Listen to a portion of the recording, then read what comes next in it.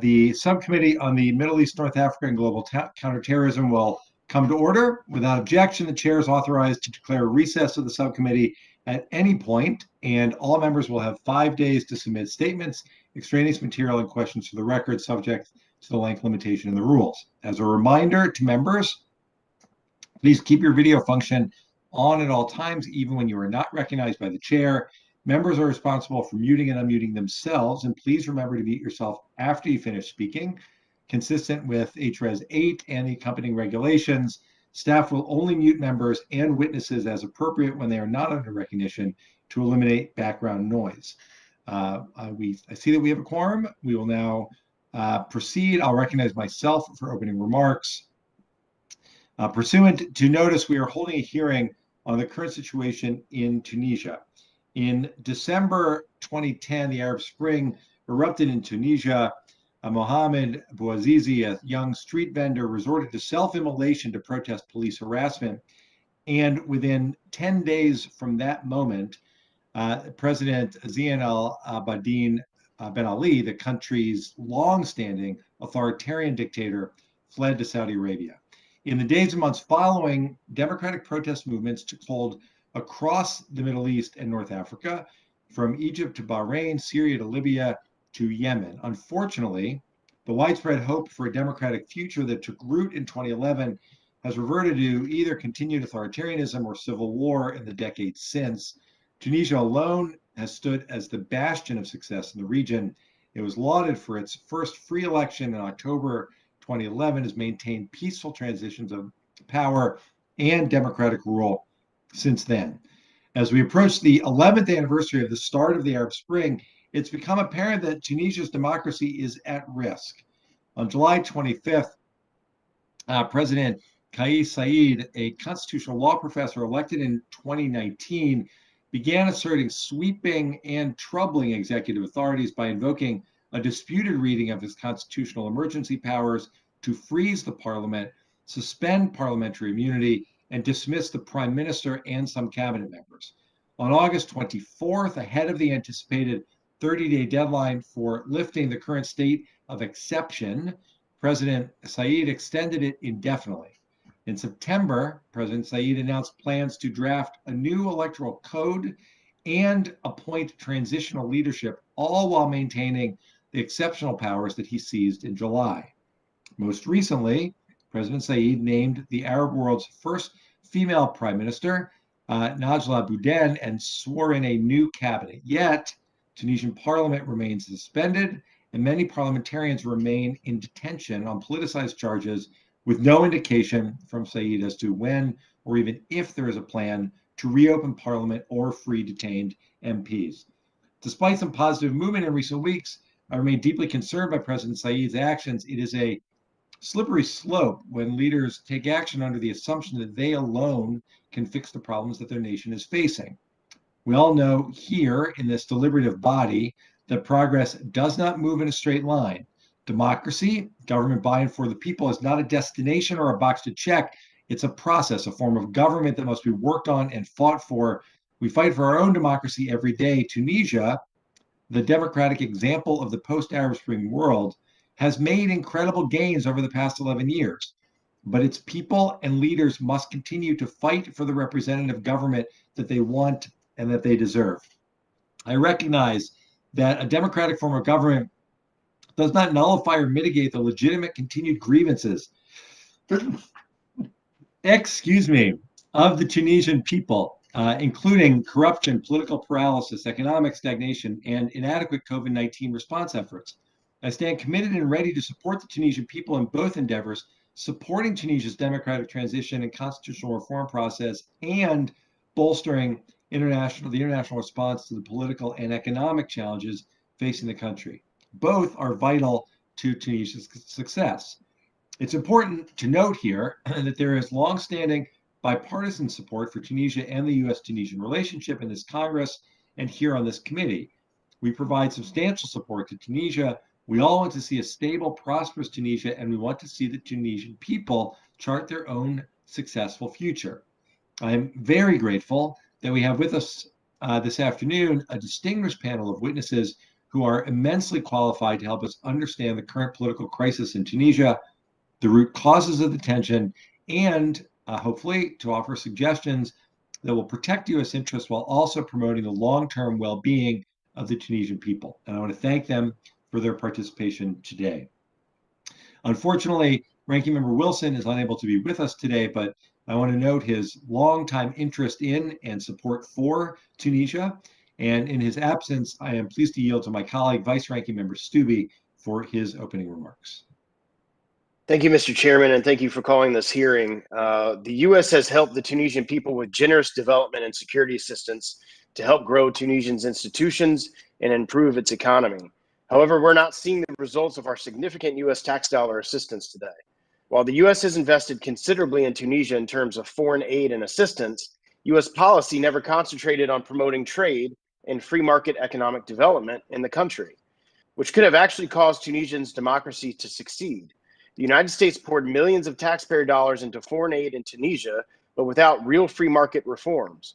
Tunisia's leftist unions continued to push for deepening state control of the economy and socialism, which allowed the economy to stagnate. The Tunisian constitution does not say that the president can suspend the constitution or freeze parliament. It does not say he can fire the prime minister, but to consult with him. However, that is exactly what President Said did when he announced this summer a new cabinet that will ultimately answer to him rather than Prime Minister Boudin. He swept aside much of the constitution similar to a coup. Tunisia's president is not our friend. He has pushed an anti-American, anti-Israel agenda since running in his campaign and since taking office. Rather than putting forward real free market reforms, the president has essentially announced that he will double down on a socialistic agenda, and he has even threatened private businesses to lower prices or else. This does not bode well for Tunisia's future. The Tunisians' democracy and constitution, as well as U.S. tax dollars, are now being tested. President Said dismissed the prime minister and froze parliament, triggering international concern that Tunisia could backslide away from democracy. However, these moves were supported by some Tunisians. Thus, Tunisia's friends face a conundrum in trying to identify what best serves the will of the Tunisian people. The recent appointment of a new prime minister and cabinet is a good step to resolving this political crisis. However, there are still many outstanding issues that need to be addressed. I hope our witnesses today will offer some thoughts on the appropriate role that the United States and our partners can play in encouraging Tunisia to resolve these issues. I also hope our witnesses can help contextualize this discussion. I believe it is past time for us to revisit and reconsider our foreign assistance to Tunisia. What should be the goals of the U.S.-Tunisia relationship, and why the United States should be involved in helping Tunisians address the underlying challenges that created their current level of discontent with the government and the economy, especially when one can easily dismiss the Constitution and with some Tunisians supporting this move. I'd like to thank our witnesses for being here today to offer their insights. In particular, I'd like to welcome back Eddie Acevedo, the former longtime Middle East Subcommittee staff director who is appearing before us as a witness today. And with that, I yield back to the chairman. Thank you. Thank you, Mr. Stubbe. I will now introduce our distinguished witnesses. First, Dr. Ili Abou-Aoun is the director of the U.S. Institute of Peace, Middle East, and North Africa programs based in Tunis, Tunisia. He's previously served as the executive director of the Arab Human Rights Fund, as well as the acting country director and program manager of the Danish Refugee Council in Iraq. Dr. Abou-Aoun has been a visiting lecturer at St. Joseph University, Lebanon, on human rights, civil society, advocacy, and citizenship, and is a doctor of dental surgery. Next, Dr. Amna Goulali is the Deputy Regional Director for Middle East and North Africa at Amnesty International. She previously served as Senior Tunisia and Algeria researcher at Human Rights Watch, where she investigated human rights abuses in both countries, as an analyst at the Office of the Prosecutor of the International Criminal Court of The Hague, and as a senior researcher at the Department of International Law at the Asser Institute. She has also served as legal officer at the regional delegation of the International Committee of the Red Cross in Tunis. Dr. Goulali holds a PhD from the European University Institute in Florence and was awarded Hamed's Leaders for Democracy Award in 2017. Ms. Alexis Arief is a specialist in African affairs at the Congressional Research Service, where her analysis focuses on North, West, and Central Africa.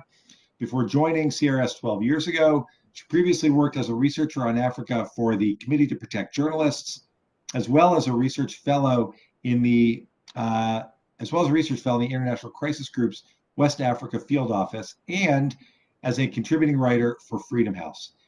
Ms. Arieff has been detailed to policy offices at the State Department and Defense Department, and served as an international election observer in Tunisia and Guinea. She was a Fulbright Scholar in Conakry, Guinea in 2008-2009, and holds an MA in International Relations from Yale University. And finally, it is my great honor to present Mr. Eddie Acevedo. Mr. Acevedo serves as the Chief of Staff and Senior Advisor to the President and CEO, Ambassador Mark Green, at the Wilson Center. Prior to joining the Wilson Center, Acevedo served as the Senior Director of Communications and Policy at the McCain Institute for International Leadership, and in multiple senior management positions at U.S. Agency for International Development. But for those of us on this committee, most importantly, Mr. Acevedo from 2011 to 2017 served right here on the House Foreign Affairs Committee, first as the Senior Professional Staff Member overseeing the Western Hemisphere portfolio, and then as the Senior Foreign Policy Advisor and Subcommittee Staff Director for the Subcommittee on Middle East and North Africa, this very subcommittee, for then Chair and my dear friend, Chairman Ileana Ros-Lehtinen. And we welcome Mr. Acevedo back to the subcommittee with open arms. Thanks to all of you for being here today. I will now recognize the witnesses for 5 minutes each without objection. Your prepared written statements will be made a part of the record. Dr. Abu Aoun, you are recognized for 5 minutes. Thank you very much. Good afternoon, Chairman Deutsch, honorable members, and members of the House Foreign Affairs Committee on the Middle East, North Africa, and Foreign Counterterrorism. Thank you for the opportunity to testify on the unfolding political crisis in Tunisia. I'm the Director of the Middle East and North Africa programs of the U.S. Institute of Youth, based in Tunis. However, the youth expressed here are not new. On July 25th, following nationwide protests in the middle of the political, social, and health crisis, the President of the Republic, Mr. Saïd, revoked Article 8 of the Constitution to lift parliamentary immunity, suspend the parliament for 30 days, and dismiss the Prime Minister. The decision was greeted with tribulation on the speech of the leader. However, fears of democratic backsliding were exacerbated on August 24th, when the President extended the extraordinary powers to left. Finally, on September 22nd, Mr. Saïd replaced much of the Constitution with a 3-page decree that officially restored the Parliament and granted himself control over all executive and legislative of the country, while renewing his pledge to bring about rule of law and impunity and restore the proper functioning of the state. A potentially positive development was the appointment days ago of the Prime Minister and new government. It remains to be seen how much influence this new government will have on the government. Prior to July 25th, Tunisia was not a consolidated democracy. The 2011 revolution resulted in more personal freedoms and political pluralism, but these elements alone did not constitute a consolidated democracy and did not necessarily portend economic prosperity. And while far less frequent than pre-2011, the government's use of security sector and the judiciary to suppress dissent continued post-revolution. After his September decision, the President has lost the support of the major civil society organizations, private sector, and nearly all of the political parties, including largest elected party in the Parliament, Ennahda, and Islamist party listed from the Muslim Brotherhood. In line with their president, there is a consensus among Tunisians that the expectations of the 2011 revolution have not been met yet.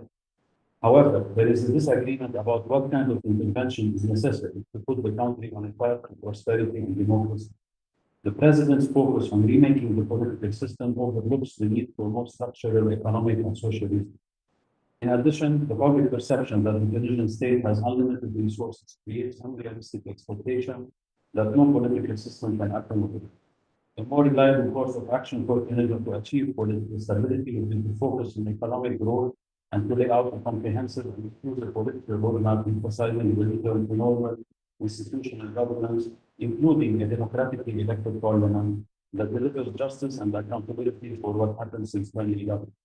In the last 10 years, the U.S. has made several strategic investments in Tunisia, especially in the areas of security, justice, military assistance, financial support, economic growth, democratic governance, and civil society strengthening. While using its points of leverage carefully to decelerate political slide toward autocracy, the U.S. must continue to proactively support political stability and the promotion of pluralistic and democratic movement.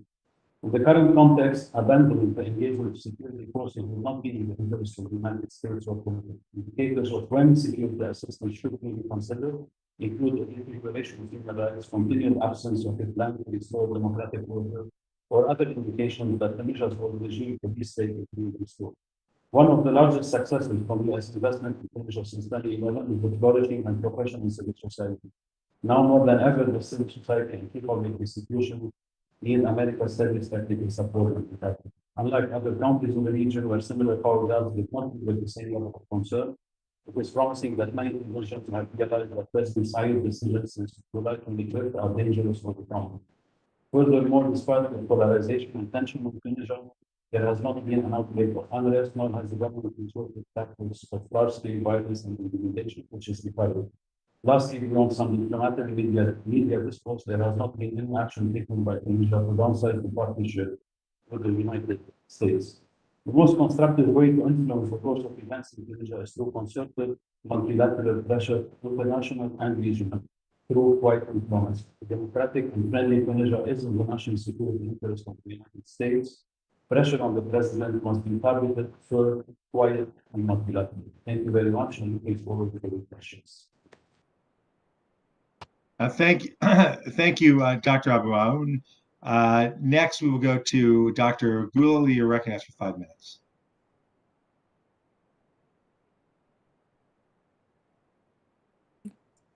Sorry, it took me some time to unmute myself.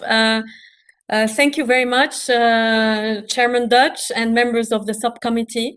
On behalf of Amnesty International, I'd like to thank you for the opportunity to submit this testimony and for convening this important hearing on the current circumstances in Tunisia, a country where I am residing right now, and I'm also Tunisian. Since President Kais Saied claimed exceptional powers on July 25th, Tunisia has been undergoing troubling political turmoil. However, one must not forget that the country's system of governance was increasingly dysfunctional long before then. For a significant number of Tunisians, the daily spectacle of a parliament that was at best paralyzed and at worst the scene of violence and insults had become insufferable, and many considered that President Said's move to suspend parliament was a legitimate attempt to give a new impetus to the country's political transition. In issuing Decree 117 on September 22nd, President Said has taken an even more radical turn, suspending most of the constitution and formally granting himself nearly unfettered powers to legislate and govern. He has barred people from challenging his decrees and decisions. This absence of any supervisory powers, including any authority to review the president's decision, is an outright weakening of human rights protections in the country. Amnesty International has documented several violations of human rights since the announcement of these exceptional powers. In the name of fighting corruption and ensuring security, authorities imposed arbitrary travel bans against at least 50 Tunisians. They have also placed at least 12 others under abusive house arrests, including high-profile figures such as the former president of a state body to fight corruption. One particularly worrying incident concerns Slimane Bouhafs, an Algerian activist and UN-recognized refugee in Tunisia, who was forcibly abducted by unknown men from his home in Tunis in August and forcibly returned to Algeria, where he is now imprisoned and faces persecution. President Said has so far said nothing publicly about the incident, and authorities have not announced any formal investigation into it. However, while discussing these violations, we must also remember that Tunisia was not a paradise for human rights prior to July 25th. Arbitrary travel bans and house arrests, violations of freedom of speech, and trials of civilians before military courts were already common under previous governments. Regarding freedom of peaceful assembly, Tunisian security forces have responded unevenly to demonstrations since July 25th. During recent protests against Ayed, security forces refrained from carrying out dispersal or responding with force. This contrasts with the way security forces have conducted themselves during the socio-economic protests that swept the country in 2021, when they arrested more than 2,000 protesters and allegedly mistreated some of them. As a conclusion, I would say that Tunisia suffered serious human rights violations both before and after July 25th. Despite recent positive steps, such as the lifting of some arbitrary house arrests, the long-term outlook is still troubling. Nearly all powers remain concentrated in the hands of President Said, and meanwhile, the economic crisis could swiftly transform into a political one as ordinary Tunisians grow increasingly desperate, leading people to take to the streets and raising the chances of violent crackdowns by the authorities. So in this situation, we hope that the United States will continue to support Tunisia's path towards the respect of human rights during this period of upheaval.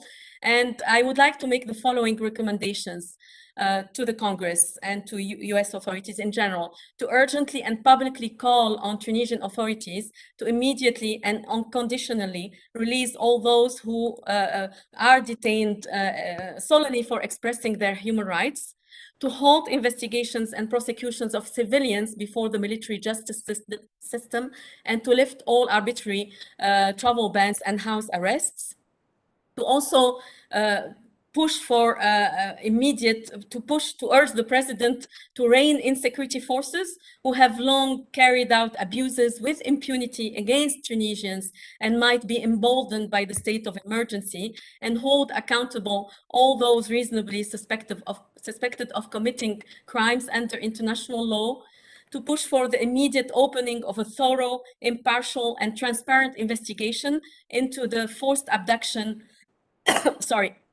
and unlawful transfer to Algeria of a UN refugee, and make the results of the investigation public. And finally, to support and amplify the call by civil society organizations and activists on the ground for the government to commit to a reform agenda on all levels.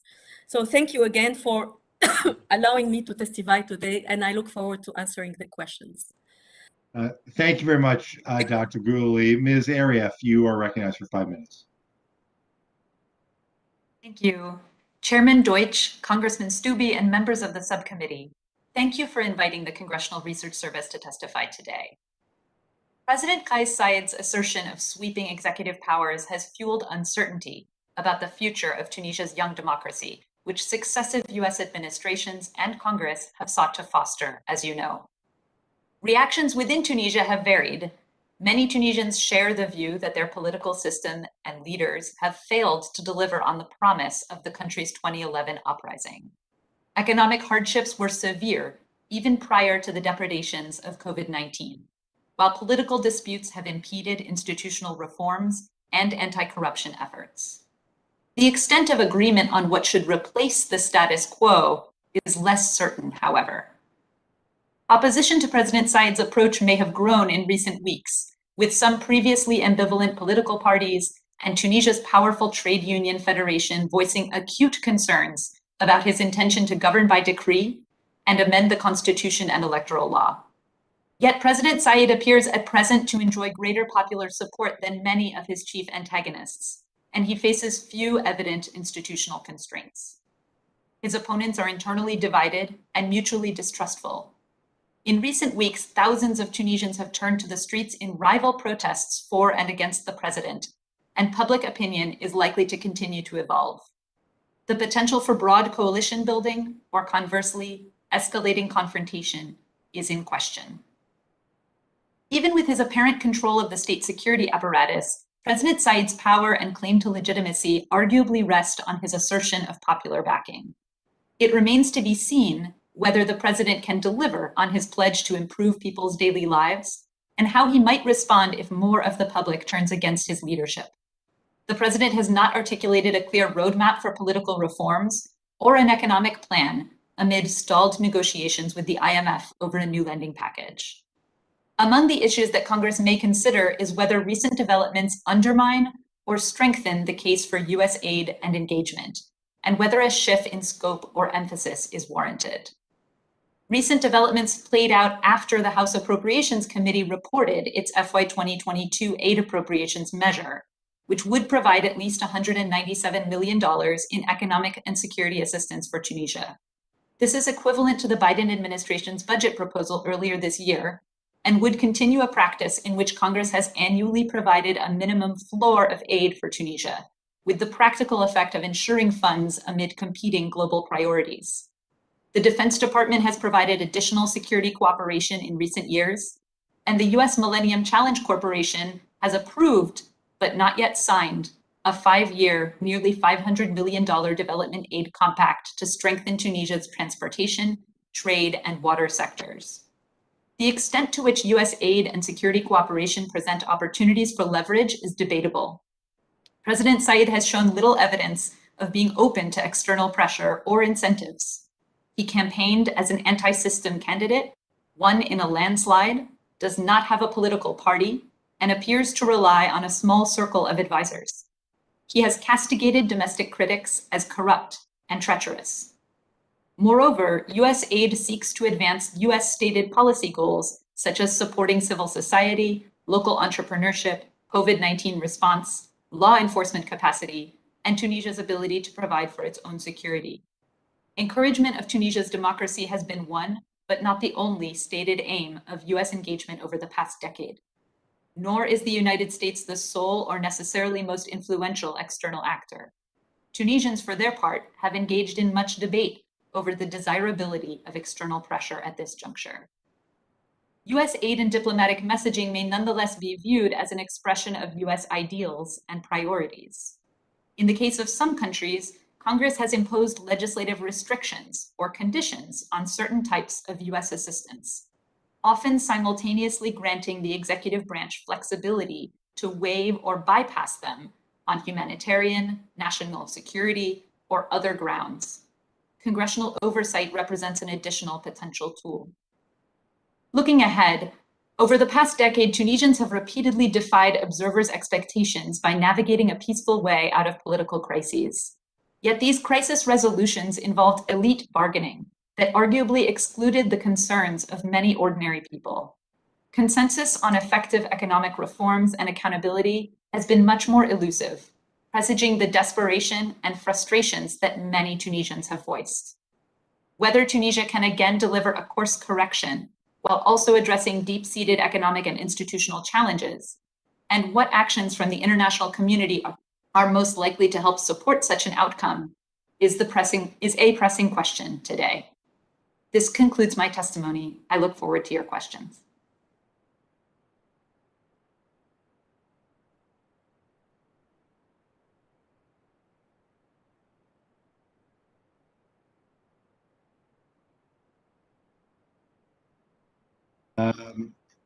Thank you very much, Aviva. I was unable to unmute myself. Thank you. Thank you, Ms. Arieff. I appreciate it very much. Thanks for the thoughtful and thorough presentation, what we've come to expect from CRS, and we're always grateful for all that you provide to help us do our jobs better. Thank you very much. And finally, our last witness, let me find, and there he is. It is really a pleasure to welcome back as a witness to the committee that he served so well for so many years, Eddie Acevedo. Welcome back, Eddie. It's really great to have you. Sorry to call you that, but that's the way we feel about you. Thank you, Mr. Chairman. Chairman Deutsch, Congressman Stubbe, and members of the subcommittee. I feel like I am returning home. I spent nearly a decade working in this body in the People's House as a former staffer, and the majority of that time I had the honor of serving on this committee under Chairman Ileana Ross-Lehtinen. So thank you for convening this timely and important hearing and inviting me to testify. I behind the scenes that goes on to prepare for these hearings. So I want to especially thank Gabriela Zach and Casey Custon, or as Illy used to call her, Deutschet, for all of their hard work and their friendship.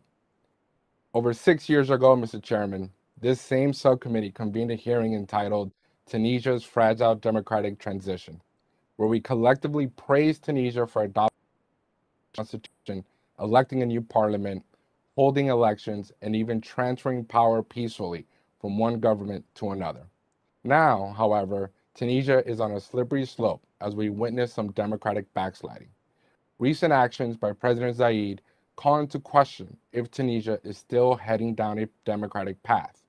We have seen this playbook before. A recent example is in Haiti, where presidents have ended up ruling by decrees filled with empty promises and undemocratic norms, allowing the Haitian parliament to become non-functional and failing to hold timely elections. In Tunisia, it's true that people feel let down by the democratic transition, expected their newfound freedoms to be tied to economic prosperity. Instead, Tunisians are witnessing high unemployment, a struggling economy, and find it difficult to respond to the COVID-19 pandemic. So ultimately, why does Tunisia matter? One, we are friends with the people of Tunisia who are yearning for a free, democratic, and prosperous future, which does not occur often in the Middle East. Two, a stable Tunisia is important to regional security, migration, and it counters ambitions of potential malign actors. Russia already has a port in Syria. Another access point through Tunisia can threaten the stability of the Mediterranean. Tunisia has welcomed Huawei and wants stronger economic ties with China, even though its largest trading partner is the European Union. Further instability and chaos in Tunisia may lead to a migration crisis in North Africa and throughout Europe. Three, from a counterterrorism standpoint, we cannot forget Tunisia in the broader scheme of the fallout from the Afghanistan withdrawal if ISIS or its next iteration reemerges. Tunisia previously had the highest numbers per capita of ISIS foreign fighters heading to Syria or Iraq to fight for the caliphate.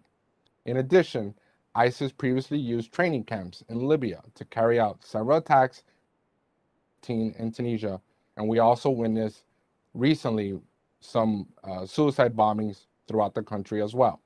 So a less secure environment only makes it more difficult for the development professionals to operate. During my time at USAID, Tunisia was a top priority. Former Administrator Ambassador Mark Green elevated our presence in Tunisia to a full USAID mission. In 2020, Ambassador Green then traveled to Tunisia to help reaffirm how important it was not only for the agency, but to the furthering of overall U.S. interests in the region.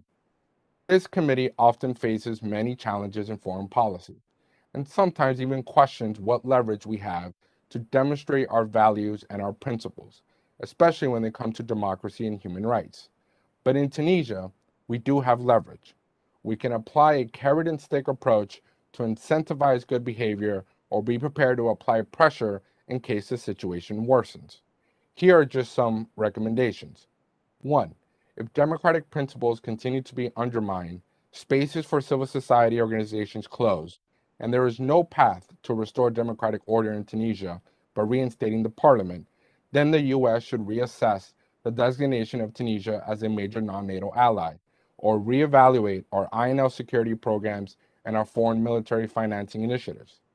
Two, we can re-examine any future funds for Tunisia's sovereign loan guarantee program. Three, the Millennium Challenge Corporation has seemingly paused discussion of the nearly $500 million compact. Recent actions jeopardize Tunisia's eligibility according to the MCC indicators and scorecard. Four, Tunisia is seeking a $4 billion loan from the International Monetary Fund. We should use our voice, vote, and influence to seek restoration of democratic and constitutional order. Five, our democracy networks need resources to bolster political parties, human rights defenders, independent media, and journalists. USAID, through the Consortium for Elections and Political Process Strengthening, also known as the CEPS mechanism, State Department's own Democracy, Human Rights, and Labor Bureau, and the National Endowment for Democracy should all be allocating additional resources to respond to the current crisis. USAID can also dispatch its Office of Transition Initiatives to assess the current environment and needs that can be addressed by the agency's Conflict Prevention and Stabilization Bureau. In short, Mr. Chairman, we cannot wait to act any longer to determine whether or not President Zayed is the Democrat we all hoped for. Parliament must be reinstated, and the judiciary should be independent. Stability and prosperity in Tunisia is in our national security and foreign policy interests. If the U.S. does not step in now, we'll leave the door open for our adversaries to potentially fill the void. Tunisians have proven that they have what it takes to turn this around, but we must lend a helping hand before the crisis becomes untenable. We can no longer have a wait-and-see attitude. We want Tunisia to succeed, and we need it to succeed, but we must act now before it's too late. Thank you, and I look forward to your questions. Thank you very much, Mr. Acevedo, for your outstanding testimony today. Thanks to all of the witnesses for being here and for sharing your important insight. I will now recognize members for 5 minutes each, and pursuant to House rules, all time yielded is for the purposes of questioning our witnesses. Because of the virtual format of this hearing, I'll recognize members by committee seniority, alternating between Democrats and Republicans. If you miss your turn, please let our staff know, and we will circle back to you.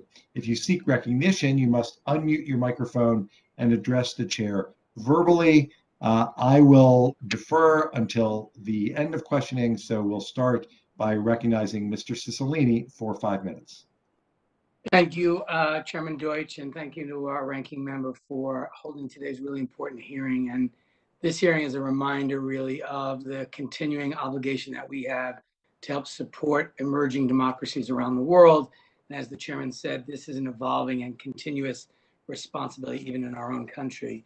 So thank you to all the witnesses for your extraordinary testimony. I'd like to begin with you, Dr. Aboun, I hope I pronounced that correctly. A recent report from Freedom House shows democracy has now been on the decline around the world for more than 15 years, and what has been described as a democratic recession. And as we continue to see increased fragility in democratic institutions around the world, particularly what we're seeing in Tunisia, what can we learn from our foreign policy approach in Tunisia that might enhance our ability to support democracies around the world? Are there lessons that we should learn from this experience?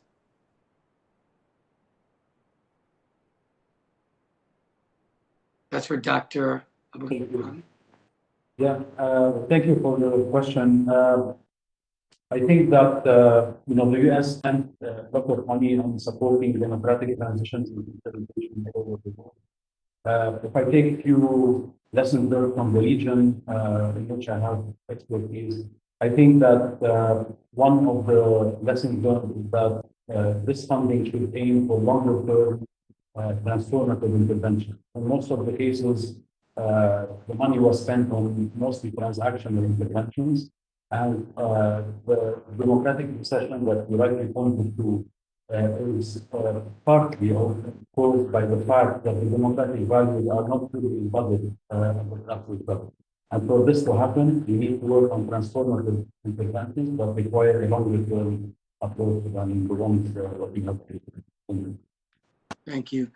Dr. Gulali, one of the primary causes, at least that has been reported, of the public discontent within Tunisia leading up to President Said's announcement was the conduct of the police and the brutality. And I know you've spoken out a lot about that. Could you speak a little bit in the hearing today about the history of police violence? Does it raise concerns currently? What steps are the government taking to curtail it? And are there things that we should be doing as a Congress of the United States to support those efforts? Thank you, thank you very much, Mr. Cicilline. I think that the history of police violence in Tunisia was really very important because they played a central role, a pivotal role in during the years of dictatorship. And while there were some efforts to reform the security services after the fall of the Ben Ali regime, security services still act in a very abusive way.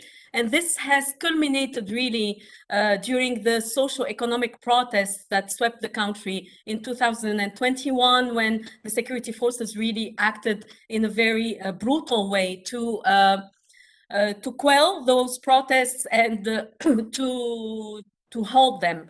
So I think what is really needed right now in Tunisia is for the security services to act in an accountable way. I think fostering the transitional justice process that has been in place in the country for the past 5 years or so is really important. Calling on the Tunisian authorities to hold accountable those who are in those of the security forces who have committed crimes is really important. And I would like to bring your attention to the fact that President Said, after the 25th of July, has appointed several security forces members to the high state security apparatus who are accused of perpetrating crimes against the people of Tunisia during the dictatorship. They have current trials before the transitional justice chambers, and they should be held accountable and Absolutely. not appointed. I just wanted to get one last question before I run out of time. We saw firsthand in Afghanistan how corruption really can erode public confidence in government and ultimately jeopardize long-term stability. Do any of the witnesses have ideas of what we can do to make sure that the funding we're providing is being used responsibly, and that we can provide some kind of better oversight, because I think that remains a grave concern to many members of Congress. Anyone who might have a thought? I believe that in terms of what are the mechanisms that the Congress should enforce in order to have a better system of accountability, including on corruption, I think supporting civil society is really important, because civil society plays right now the role of checks and balances on the work and decisions of the president. The president has barred Tunisian citizens from challenging his decisions by calling out any form of challenge, including through the judiciary. And so the fact that civil society is still able to play its role and hold him to account and play the role of checks and balances, I think it's really very important. And I believe that direct support for civil society can make a difference here. Thank you so much. My time is good. Thank you, Mr. Chairman, for the accommodation. I yield back. Thank you, Mr. Cicilline. I will now yield 5 minutes to the Vice Ranking Member, Mr. Stubbe. Thank you, Mr. Chairman. My questions are for Mr. Acevedo. Eddie, how can we best compete with Russia and China and Tunisia? And what are our best messaging points regarding the benefits of a relationship with the United States relative to others? Thank you, Congressman. That's a great question. I mean, I think for us, we need more engagement. Right now, the department has done a very good job in expressing concern over some of the actions occurring in Tunisia. But at the same time, the U.S. government hasn't really illustrated what are we asking from the Tunisian president, and what are some of the democratic reforms that we would like, such as the reinstatement of the Tunisian parliament. I think the Russia-China aspect is one of the things that I am extremely concerned about, because we have seen in other parts of the world that they will quickly swoop in if they see that the U.S. is kind of late to the game in jumping in. We've seen some of the recent actions in terms of Russian Foreign Minister Lavrov has traveled to Tunisia many times over the last few years. Huawei was just in the country as well, and they kind of got a big red carpet welcome by this president. So our engagement, it is what's needed, and us being able to articulate exactly what are the democratic reforms that we would like to see to ensure that stability in the country. And what is that kind of leads me to my next question. What is the appropriate role of the United States as an outside party in the Tunisian political crisis? So I can tell you, Congressman, from my personal experience, when I was at USAID had some really good programs in the country. We were working to decentralize the government as much as possible and push matters into the local level so that we can have a better representation from the people. We were able to work with the youth to try to prevent some radicalization that's happened in the past. We were also able to support religious tolerance and religious liberties in the country. But I admit, Congressman, that we've done good work, but we need new ideas. And I think that's where my recommendation regarding the initiatives at USAID, they are really the tip of the spear for us in terms of foreign policy at USAID, and their kind of reassessment on the new challenges in Tunisia would be helpful. You know, this office is kind of one of the best known secrets in our foreign policy apparatus. Right now, it's only appropriated about $92 million from Congress. It really needs more funds than that because they are very spread thin, and the more we can support these good professionals, the better it is for us in our foreign policy. So how are our European partners viewing the recent political developments in Tunisia? So right now, the European Union is extremely concerned. Trade between the EU and Tunisia, Tunisian trade to the EU accounts for about 80 to 85% of their trade. So the EU is their biggest market, number one. Number two, the Europeans are worried not only from the economic standpoint, but obviously from the migration standpoint. We've seen a lot of kind of waves of migrants hitting the seas and trying to head north. But there's also a NATO component here, right? And ultimately, you know, if China and Russia set up a foothold in Tunisia, that could be destabilizing for our NATO partners in the region as well. And what are the practical implications of the president disbanding the parliament? Well, so Congressman, this really comes down to legitimacy. You know, he formed a new government just days ago. Many of the ministers that swore an oath, they swore an oath to a constitution that he suspended. So one begins to question any decisions that these ministers make, is it legitimate or not? The MCC compact, for example, needs to be ratified by the Tunisian parliament. Obviously, that cannot happen if the parliament is disbanded. So I think for us, we have to look at the legitimacy as one of the biggest impacts. Typically, when the prime minister forms the government, there is a little bit of a vote, so to speak, in the parliament. And that's part of their constitution. Obviously, that did not happen because everything has been suspended. So all of these issues are extremely troubling, and hopefully we can nudge a little bit so that the right decisions are made, and that the president shows an inclusive process on how to get out of this current crisis. My time's expired. Thank you for your time today. Thank you, Mr. Stubbe. I will now go to Ms. Manning. You're recognized for 5 minutes.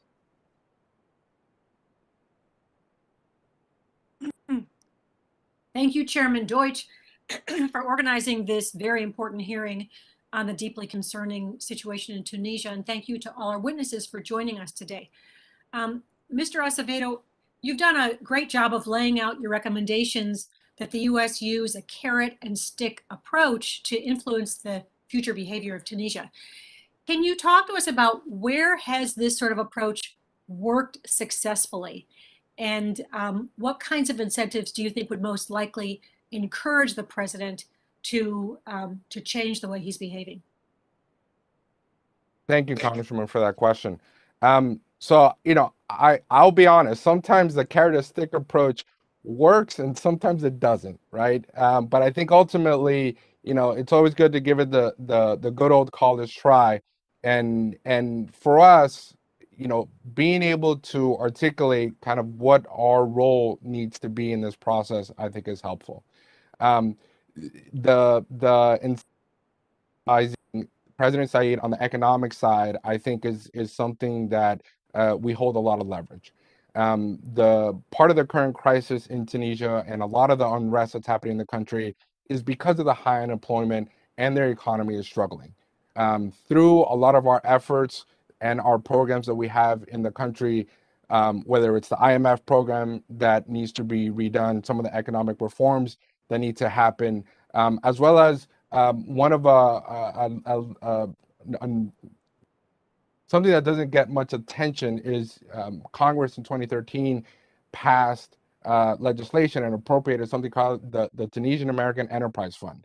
And this is an entity that has been pretty successful in Tunisia to help small and medium-sized businesses. And right now, it's sort of the largest supporter of small and medium-sized businesses in the country. So I think our leverage on the economic side is vital, and also on the security side. You know, we have a lot of leverage there as well through many of the DoD and State Department programs. Thank you. Ms. Arif, since 2011, the United States has steered, as we just were talking about, significant financial assistance to Tunisia to help promote stability and improve prosperity. Can you tell us which U.S. aid efforts have been the most effective?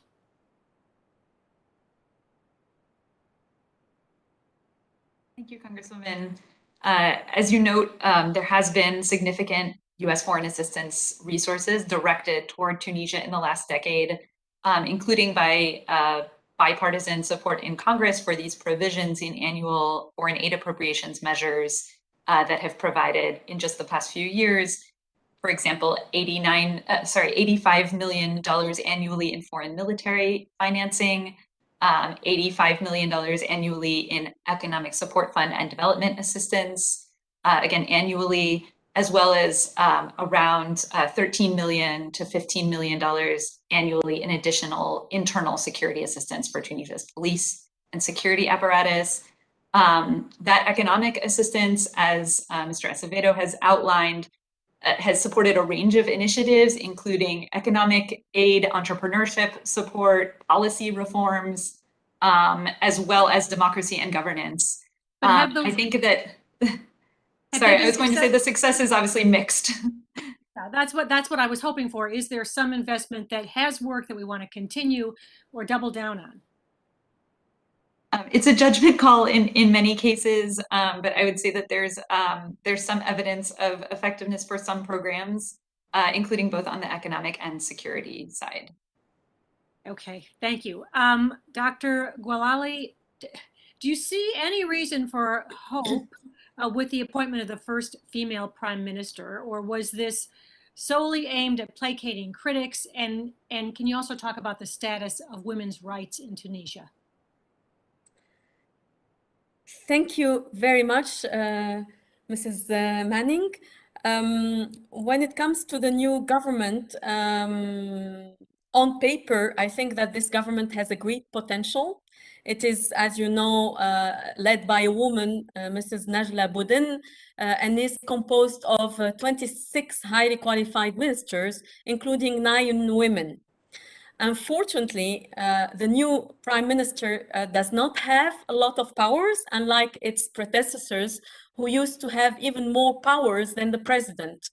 The reason is that in Decree 117 that the president enacted on the 22nd of September, he declared this decree declared that the president exercises all the executive powers, and he is assisted by a government. So the president may, for example, unilaterally dismiss any minister. He is the only one responsible for designating state policies and has the powers to create or dissolve institutions. And in this framework, the head of government under this system has only a secondary role and will be dependent on the president's will and whims. And so in this situation, while it's really great that Tunisia has a new government, I believe that this was one of the demands and expectations from the various from the various observers and analysts, including from Tunisian people, but at the same time, it remains to be seen whether they will have all the powers that they need in order to enact those reforms leading to a new system of governance, which is one of the promises from President Said. Thank you. My time has expired. I yield back.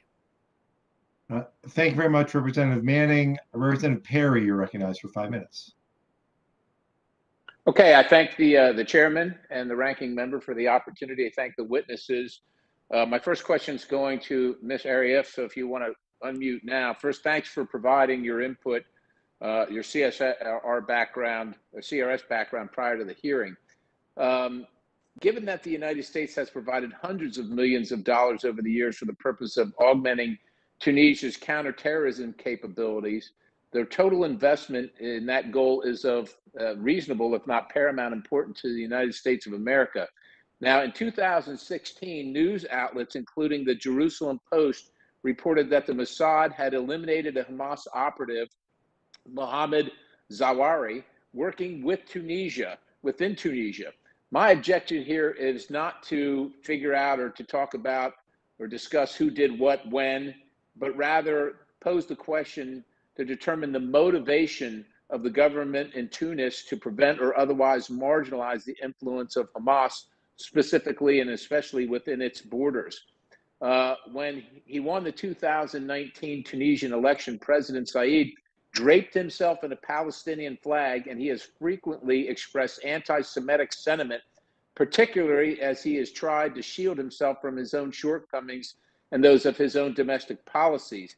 Now, to quote him, and I quote, "We know very well who the people are who are controlling the country today. It is the Jews who are doing the stealing, and we need to put an end to it," unquote. Now, for years, the United States and Tunisia have maintained a robust counterterrorism relationship. And in fact, Tunisia is the largest beneficiary of states' trans-Saharan counterterrorism partnership. However, in speaking specifically about Hamas, I would like to ask you if it's your assessment that the United States can trust the Tunisian president and his government enough to prevent Hamas from growing in influence within Tunisia, or is the 2016 instance an aberration, so to speak? Thank you, Congressman. I'm afraid I don't have much insight into the incident that you mentioned beyond what was reported in the press. That I would say that I would note that 2016 was before President Said was inaugurated, so it was under the previous government. The only other thing I would add is that U.S. counterterrorism assistance for Tunisia is primarily focused on countering U.S. designated foreign terrorist organizations that are active in Tunisia and Libya, as well as parts of Algeria. So local Islamic State affiliates, Al-Qaeda in the Islamic Maghreb and its various offshoots. And what we've seen in the last 5 years is an improvement in Tunisia's internal security coordination and a decrease in the pace and scale of terrorist attacks within Tunisia. And you think, so you can't really speak to, I mean, and let me phrase it another way. Based on at least the last part of what you just said, you think that with President Said, that is continuing at the current pace that it was prior to his ascension to the presidency? I think that's a good question for the executive branch in some ways, whether military and counterterrorism cooperation have continued apace or whether there are new challenges under President Said. What I can observe publicly in terms of public statements from US AFRICOM and others is a fair amount of satisfaction with ongoing military cooperation.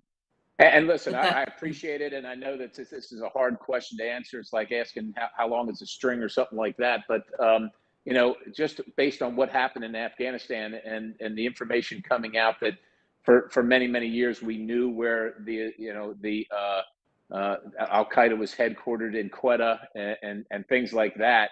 After seeing trillions of dollars, tax dollars, go into a place like that, I think it's just important that we have to ask these questions. So I appreciate your answer, but I just have to keep asking this stuff. Dr. Abouan, in late 2017, a pro-Hamas leader in Tunisia's Islamist Ennahda party met with the United States Institute of Peace. And when the investigative project on terrorism organizations asked about why a federal funded U.S. institution would willingly meet with individuals who embrace such toxic concept as terrorism, which calls for the destruction of Israel, by the way, and expressing overwhelming anti-American sentiment, USIP responded by saying that it's important to, and I quote, engage and maintain relationship with a variety of actors such as political parties, government officials, religious officials, and civil society groups to ensure inclusivity. Now, unquote. So I guess my overarching question is does the USIP feel that by engaging in these meetings, that they give individuals or organizations that espouse openly terrorism a platform that they should not otherwise have? And then as a follow-on question, what other terrorist organizations or individuals has the USIP met with? Thank you very much. If I raised my hand before because I wanted to comment on the previous question, if you allow me. Feel free.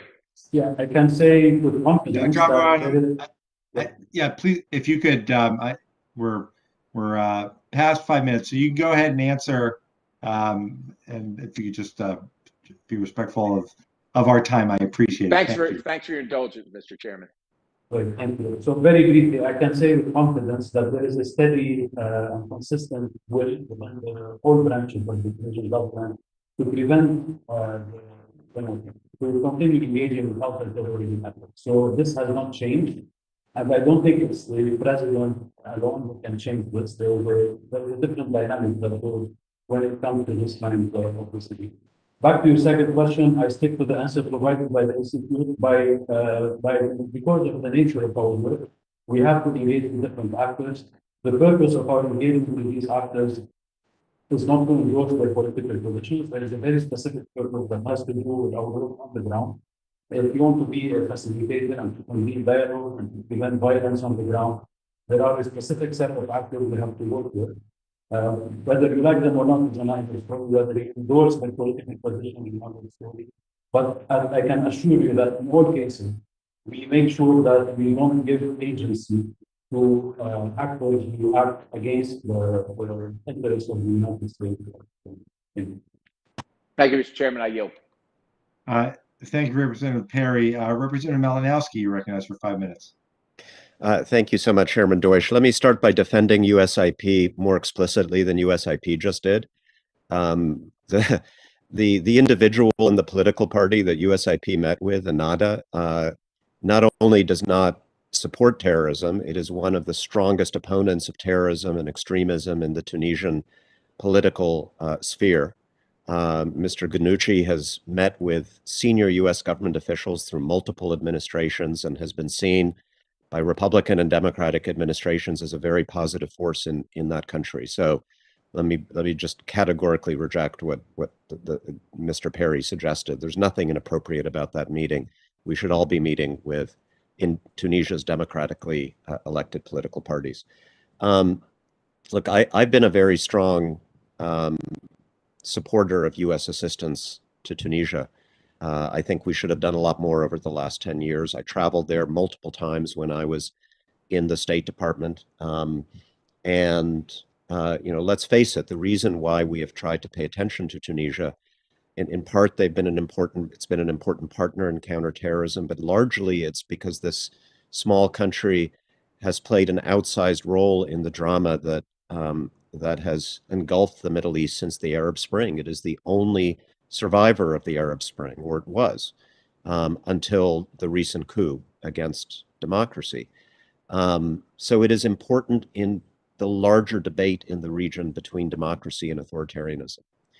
And my first question goes to whether Tunisia has been important in that context, not just to us, but to others who may be on the other side of that struggle between democracy and authoritarianism. And I'm thinking particularly about some of the Gulf countries that supported the coup in Egypt as well, that supported the anti-democratic Haftar movement in Libya, that see a Muslim Brotherhood conspiracy everywhere, that citizens in the Arab world push for more open and democratic systems of government, and that are threatened by the rise of democracy. And I wonder, perhaps, Ms. Arif, if you can address that question. There was a lot of rhetorical support for the coup in Tunisia from a lot of voices in the UAE and Saudi Arabia in particular. I wonder if you can comment on whether there's any evidence that that support has gone beyond just rhetoric. Thank you, Congressman. It is true that some of the strongest rhetorical support that we've seen from government officials for President Said's actions has come from Egypt, Saudi Arabia, and UAE, to a slightly lesser extent, Algeria. So that rhetorical support does suggest an interest in what is happening in Tunisia, and perhaps a different view of President Said's actions than what has been expressed by the Biden administration and many members of Congress. And why are they so interested in this? What's their motivation? A range of motivations, no doubt, but I think clearly there is less concern for an erosion of formal democratic norms or checks and balances internally. There is an interest in stability and perhaps a perception that President Said is well placed to deliver that. I would say you referred to resources. One thing that we might look to in the coming weeks and months, we've touched on Tunisia's economic and fiscal challenges, is whether we will see new pledges of direct financial support for Tunisia through bilateral assistance, for example, or grants or loans coming from some of these countries. And that would give perhaps a stronger indication of the level of stakes that these countries perceive in the outcome. Okay. And then let me ask maybe you, Ms. Gwalali, what should the United States do? What is to be done is the ultimate question here. I mean, there is, I think, a broad consensus within the Biden administration that this was a coup. They may not use that language. I think there's a debate about the best way for the United States to use its leverage with respect to military aid, security assistance to the police and the military especially. The president's actions were popular, at least initially in Tunisia, and that is a factor also weighing on the administration. What is your advice? What is the bottom line in terms of the primary leverage that the United States has to effect a return to parliamentary democracy? Thank you very much, Congressman Malinowski. I would say that I can advise on what not to do rather than what to do, basically, because that is really a very difficult question to answer to in terms of policy. But I believe that one thing that the US should not do is cutting military and security aid to Tunisia to pressure the return to the democratic process. And I believe that this would be a misguided decision, as it will have really very bad repercussions on the security of the country and might lead also to the deterioration of the security environment, not only in Tunisia, but also in the entire region. It will be also inconsistent with US policy in Tunisia for the past years. I believe I mentioned during the testimony that security forces have committed numerous and grave human rights violations during the transition. And most recently, under the Mishishi government, they arrested thousands of people and mistreated allegedly hundreds of them. So cutting military aid or conditioning it right now to the return to the democratic process, while the US remained silent in the face of such human rights violations in the past, would be really inconsistent, I believe.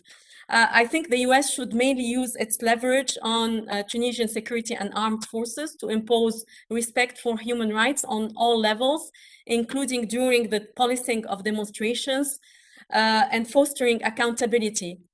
I think also that what is really needed right now in Tunisia is to have and impose checks and balances on the actions of the president, especially that so far he has shielded himself from any kind of challenges to his decisions. And that is something that could be done through the pushing of a reform agenda, but also working with civil society in Tunisia. I think amplifying the voices of civil society is really important, because it is difficult, I believe, in this environment where the president enjoys such a broad popularity for the US to cut ties with Tunisia, because it would be considered really as cutting ties also with the Tunisian people. And I think this is not the right moment to do that. Congressman, can I add something real quick? Well, my time is up, so it's up to the chairman. Yeah, thanks, Mr. Malinowski. Mr. Acevedo, I'm confident that you'll have an opportunity to respond to that, but we're well past time, so I'm going to keep this moving as your old boss would have done in this same situation. Thank you very much, Mr. Malinowski. And Mr. Mast, you're recognized for 5 minutes. Yeah, Mr. Deutsch, I'll let Mr. Acevedo respond right now. That's fine. Thank you. Thank you, Mr. Mass. As a native Floridian, I appreciate that. Just real two quick things. One, to the congressman, I think if the administration can send unequivocal messages that we would like the parliament to be reinstated, would be a very important message. I think that while it is true, obviously, that the Tunisian parliament is not popular, it doesn't mean you can just suspend it just because they're not popular. And I think sending that message, I think, is important. Secondly, I would say we should be doubling down on our civil society programs. I think all of our democracy networks, whether it's at USAID, the NET, or DRL, could be out there and allocating additional resources to help civil society right now during their time of need. I think your response to the previous question, it actually plays right into one of the things that I wanted to speak about. And let's be clear about Tunisia. It was the start. It was the starting point for the Arab Spring. Really, I mean, it just symbolically very important. But there was a great Bloomberg article that I read a few weeks back on this, and I went back and looked up the quote for it because I think it does sum up the administration's response to this very well. And I'm going to quote this article. It says, "Yet all the Biden administration managed was a neutral sounding message from the Secretary of State, Anthony Blinken, encouraging Said to adhere to the principles of democracy," very neutral, and still weak, if slightly better message from National Security Advisor Jake Sullivan, who called on Said to form a new government and ensure the timely return of the elected parliament. The coded language of diplomacy, these messages basically told Said to go ahead and do whatever he wanted. That was how the article surmised the response of the administration to what had gone on there. You just called for Mr. Acevedo, a strong response. We didn't see a strong response. That's the fact. We saw a very weak response, which is not surprising, in the midst of everything that was going on with Afghanistan and the weakness that we saw being portrayed there. But I want to ask a slightly different question. And that's in terms of something that you talked about, and that was the fighters from Tunisia in Afghanistan over the course of the time that we've been fighting in Afghanistan. Do you have an idea personally of the path, whether a land path or through ports of entry from the air, on how Tunisians were getting into Afghanistan? Was it a land path, going through Egypt and Jordan and Iran? Was it a path flying into Pakistan, flying into Iran, flying into other places? What was the path that fighters were making their way to Afghanistan? Congressman, to my knowledge, I think the majority of the path was through land, but perhaps my colleague from CRS may have more information on that. Yeah, I'd yield there. I would have to get back to you, sir. And it's possible that the intelligence community could provide a more definitive answer on that question. No question about that. The intelligence community can, but certainly would look forward to you all getting back with a response as well on the most prominent paths for those fighters to make their way to the battlefield. I think that's something that is important for all of us to know as we look at future relationships with any of those nations that would allow fighters to move through their territories, as well as what's going on in Tunisia and those, whether in a dissolved parliament or the president, now dictator, and what actions they were doing to allow fighters to move throughout those time frames. In that, I have no further comments or questions, Mr. Chairman, and I yield my time back. Thank you, Representative Mast. Representative Keating, you're recognized for 5 minutes. Thank you, Mr. Chairman. It's been a few years since I've been in Tunisia. I was there after one of the suicide bombings that occurred. In our discussions with officials then, the primary concern they had was the economy, unemployment, particularly unemployment among young people. I had subsequently civilian conversations with Tunisians, and it wasn't as much as that they were radicalized to these groups. They were given economic promises and promises to take care of their family that were really the precursor. They might have become radicalized later, but that explained, I think, a lot of the large increase pro rata of Tunisians engaging and being recruited here. Now, with President Said, he's telling the world right now that, you know, he's not going to be affected by any external pressures, that he's going to make just sovereign decisions, and external economic aid or assistance really won't be determinative. However, this is, I think, the best textbook example of how we can engage with the European Union, something that I've talked about repeatedly. So what I'd like for comments from the panel would be this. I think I can't see another situation that cries out more for this. The EU is the leading trading partner with Tunisia. And if the US and the EU together can calibrate more closely and hopefully even formalize the kind of assistance they have in an effort, I think that's our best case of trying to affect the process of backsliding that we're seeing occur now. So I'd like to ask the panel in the remaining time to really comment on how our effectiveness can be multiplied by working more closely with the European Union in this respect. And on the President Said's comment about not being affected by external forces or influence.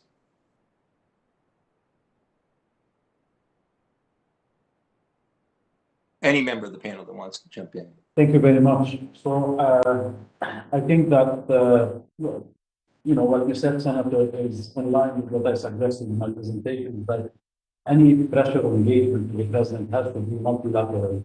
I think the effectiveness will be much higher in this case. But beyond the channel, beyond the forum of the engagement, I think that you know, a lot of money has been spent on economic and supporting the economically, financially. But the area that has been somehow overshadowed and ignored is social mobility. I think what Tunisians are looking to, especially young Tunisians, is prosperity of social mobility, upward social mobility. And one of the reasons why the president is so popular is that he embodies he's an example of someone who climbed the ladder, the social ladder, from being a university professor to becoming the president without the support, without talking, without Yeah, in the 1 minute that's left, I apologize. Yeah. So I would emphasize multilateralism and social mobility. Want to comment on this?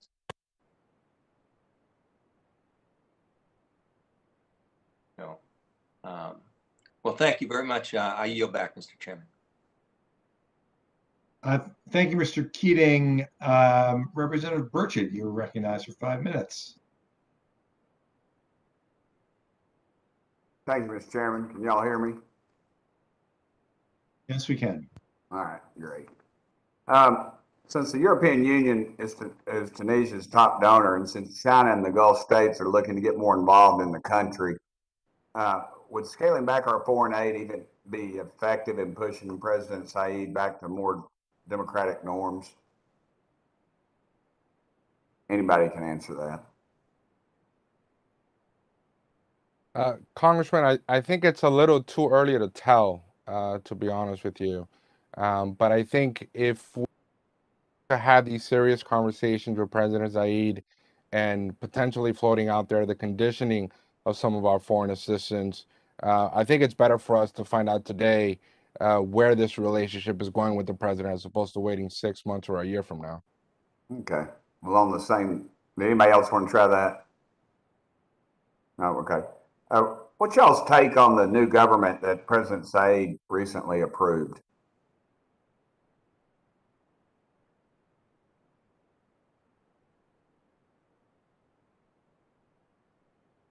Anybody? I can jump in real quick, Congressman.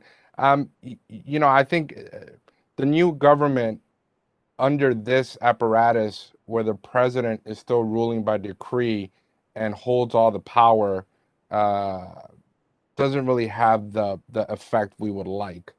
So while some may potentially spin this as a positive step forward, which it is, giving credibility to a government and ministers who are not abiding by the Constitution doesn't carry as much weight as it should. Okay. Anybody else want to take a shot at that? Y'all talkative. I can add one point. Others have illustrated the constraints, the institutional constraints that are now placed on this new cabinet in contrast to the latitude that a head of government and cabinet enjoyed under the Constitution. In addition, the decree that President Said issued on September 22nd defining those constraints states that the cabinet is responsible for implementing the president's general policy. We still don't know, based on public statements, what the president's general policy is in many domains.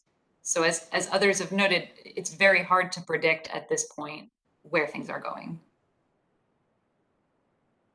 All right.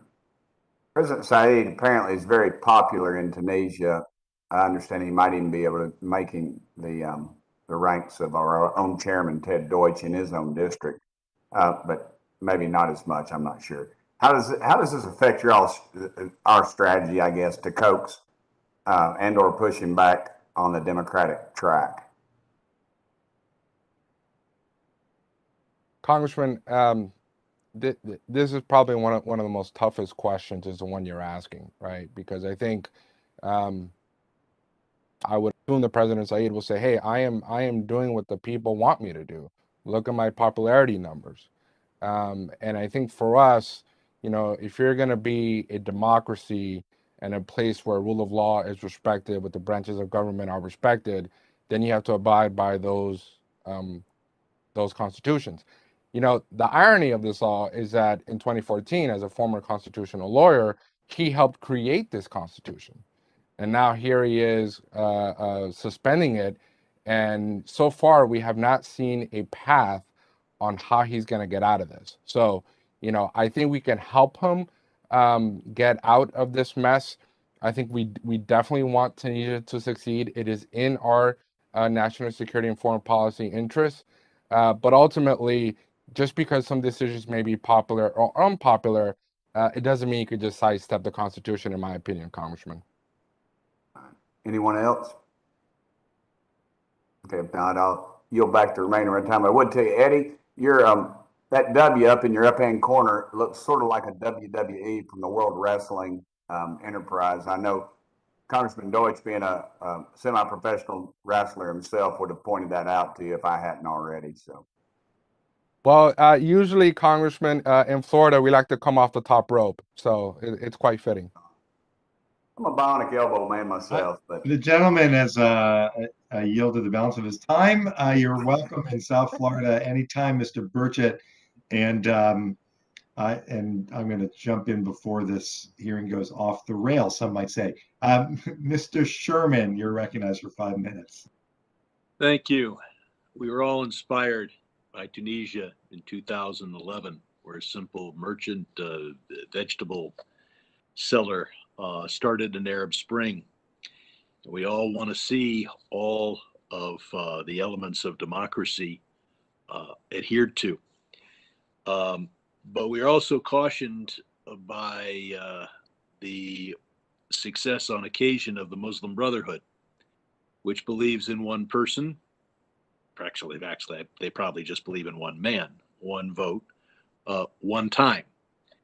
And it's important that as we coax Tunisia toward the full rule of law and constitutional principles, that we remember that that the Muslim Brotherhood does indeed lurk, and while they are willing to use democratic methods to take power, they are not willing to cede power. I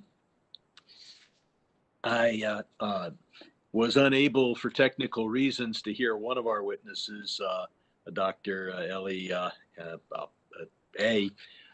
So I read his testimony, and he said, in part, and those of you with the same technical issues may not have heard this, some have advocated for the removal of President Said, but that would only embolden the Ennahda party and the Muslim Brotherhood, as well as remnant forces of the old regime, which has its own dangers and implications. That may explain why the Biden administration has not labeled this as a coup, has not cut our relationship with Tunisia. It is easy to say that if there is any departure from exactly the way we'd like to run things, that we slam the table and we show how strong we are. But I think our witness from the Institute of Peace shows that strength without wisdom, while occasionally describing American policy, is not the policy that the Biden administration has pursued or should pursue. Mr. Acevedo reminds us that Tunisia has been a source of Islamic terrorists. We've talked about even how they get to Afghanistan. The UN said 5,800 were there just half a decade ago, and fighting for the Islamic State, rather, not necessarily in Afghanistan, more in Syria and Iraq. And of course, these people have mostly gone back. So as we work for all of the democracy that we'd like to see, we certainly don't want to see those forces. It's interesting that President Said is a constitutional lawyer. He has invoked Article 80. I don't know if he wrote it, which allows the president to take pretty much the measures he's taken if there's an imminent threat against the country's security and independence. Of course, that envisions a constitutional court that would oversee that process. Of course, for 7 years prior to Said and under his opponents, they failed to form the constitutional court. The article also requires that the president guarantee as soon as possible a return to normal functioning of state institutions. So, Mr. Acevedo, some of the Tunisian Americans in my district have talked to me, and they envision that they'd be a plebiscite for a new constitution. This would, in a way, be a plebiscite on President Said, but they would envision a constitution more of a modeled after that of the United States than of France, with a strong president rather than a prime minister parliament system. It's hard to say that any system of government is undemocratic if it's modeled after ours.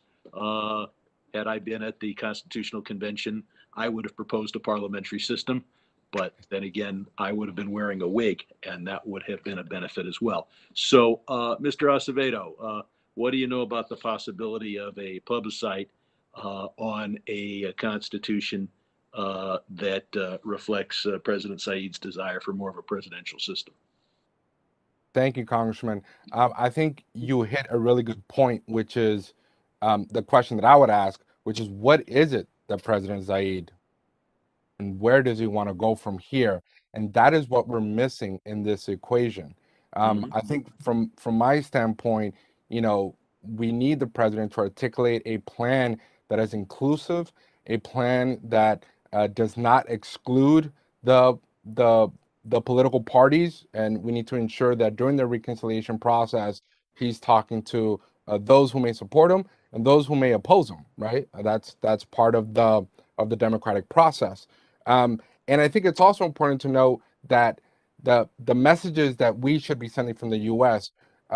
Obviously, President Zayed is an important factor, but there is a whole political class in Tunisia that goes far beyond just one individual. And I just have to reiterate how important this hearing is, because I think the more we shine a spotlight on what's going on from Tunisia, and especially the parliamentarian issue, of course, the U.S. Congress speaking about a parliamentarian issue in another country really sent a very strong message.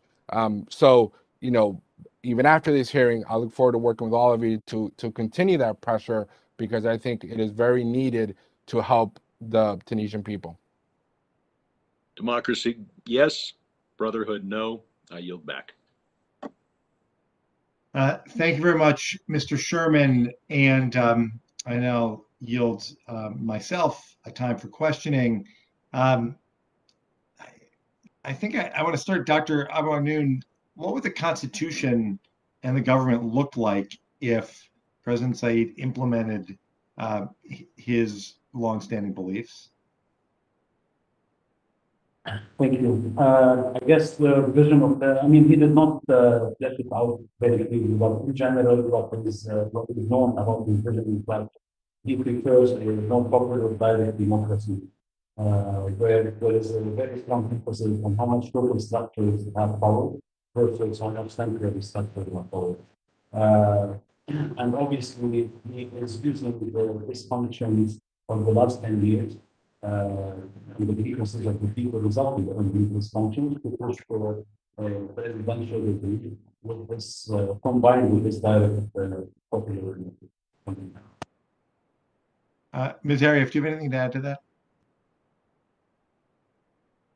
I agree that he has said different things at different times. I would note that he was not necessarily a direct actor in the drafting of the 2014 Constitution. He was a big critic, even at that time, of the direction that things took.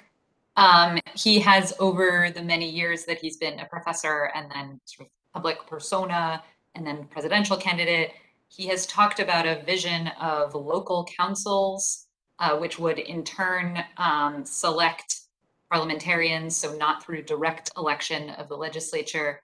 And so as sort of, he describes this as kind of a power flowing upward from the ground instead of downward, you know, from a unified executive. At the same time, earlier this year, prior to his actions on July 25th, he expressed support for returning to something like the 1956 Constitution, which, you know, is Tunisia's constitution after independence, which was a strongly presidentialist system with few checks and balances. So a very different political vision. I'm curious if Amna has additional insight, but it's difficult to say. Well, let me talk to let me actually, I'm going to turn you to Dr. Gouli, but I want to put something else on the table first. Tunisian General Labor Union, UGTT, which is the main trade union federation, reportedly the country's largest independent organization, has been an influential organization in Tunisian society, won a Nobel Peace Prize alongside other Tunisian civil society groups, served as a channel for ordinary Tunisians' economic grievances and mediator of political disputes.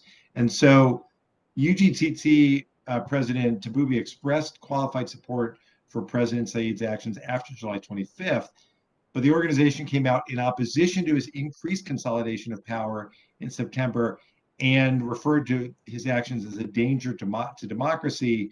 Nevertheless, President Zayed says he's acting out of the will of the Tunisian people. So, Dr. Gouli, let me go to you now. How has civil society more broadly felt about President Zayed's actions, And to what extent do you feel civil society is empowered to speak out and continue to play a role in what may come next? Thank you very much, Chairman Dutch, for this question. I think civil society had a very diverging and varied reaction to the president's move on the 25th of July. Some, such as the powerful UGTT, the workers' union you were mentioning, considered that the move was necessary to put an end to the political paralysis, but they called on the president to initiate a negotiated and quick return to the democratic process. Other civil society groups condemned the decision to suspend the parliament and considered that the president has acted outside of his constitutional powers. However, all civic forces in Tunisia today have expressed their desire to participate in the elaboration of a roadmap for the country. They have urged the president to create an open, inclusive, and consultative dialogue with all stakeholders and with a time frame for the next steps and the next stages for this situation. And so far, the president has not responded to these demands and has even mocked calls for a roadmap. He has recently vowed to have a dialogue with the youth, especially in the forlorn regions of Tunisia, but has not so far unveiled the timeline or the forms of this dialogue. So this is really, for civil society groups, it's really very important that they can participate in this dialogue and can be part of forging the new system of governance. I believe that none of the civic groups in Tunisia has called for the reinstatement of the parliament as it was, but they are calling for a new democratic, new parliamentary democracy, basically. That's very helpful. Thank you very much. And one last question, Mr. Acevedo. Tunisia was a top global source of IS foreign fighters from 2014, 2015 at the height of the group's territorial influence in Iraq and Syria. UN estimates that in 2015, over 5,800 Tunisians were fighting for ISIS across the Middle East and North Africa. Many of these actors are now returning to Tunisia with no intention of giving up the fight. How could current political instability in Tunisia impact counterterrorism operations in the country? And if you care to comment on how that might impact the rest of the region, especially Libya. Thank you, Mr. Chairman. It really comes down to recruitment. On the security side, my concern with Tunisia is we have different elements in this pot that are exactly what we've seen before: a struggling economy. We have a youth bulge that cannot find jobs, so they have to find where to go to, feed themselves and feed their families. And if the people start losing hope, then it could become a hotbed for recruitment for terrorist activities. Now, because of Tunisia's history and kind of where we were in 2013, 2015 on the recruitment side, all the elements are still there, which is why I'm concerned that either the spillover effect from Libya or any potential consequence from a potential reemergence on the Afghanistan front can once again pop up in Tunisia and further destabilize the region. And we usually talk about the migration crisis kind of going north towards Europe, but let's not forget we also have a security crisis on the Sahel, on the south of Tunisia, and that could be jeopardized as well if more recruitment is happening in that region. Thank you very much, Mr. Acevedo. And I want to thank all the witnesses for an important and a robust discussion today about the situation in Tunisia. This isn't easy, obviously, but I think it's really important to recognize the United States can, and I think really must, stand firm in supporting the continued democratic transition in Tunisia, calling attention to concerning actions that President Said has taken since July and has demonstrated no intention of changing the course of action, despite vocal concern from civil society and the international community. It's also our responsibility to not disregard the continued legitimate grievances of the Tunisian people and to use our voice and our vote and our assistance to strengthen Tunisia's ability to respond to the economic stagnation and terrorism challenges that they face. We all want to see a stable, prosperous Tunisia. We want to see the Tunisia in which people chart their own successful future. And in sum, the purpose of this hearing is to talk about the importance of continuing to see Tunisia move forward in democratic fashion. This is, again, this is not easy, but all of our witnesses have offered really helpful and insightful analysis of what's happening now. We're grateful to you for your participation. I want to thank all of the members for participating today. And with that, the subcommittee hearing is now adjourned. Thanks very much, everyone.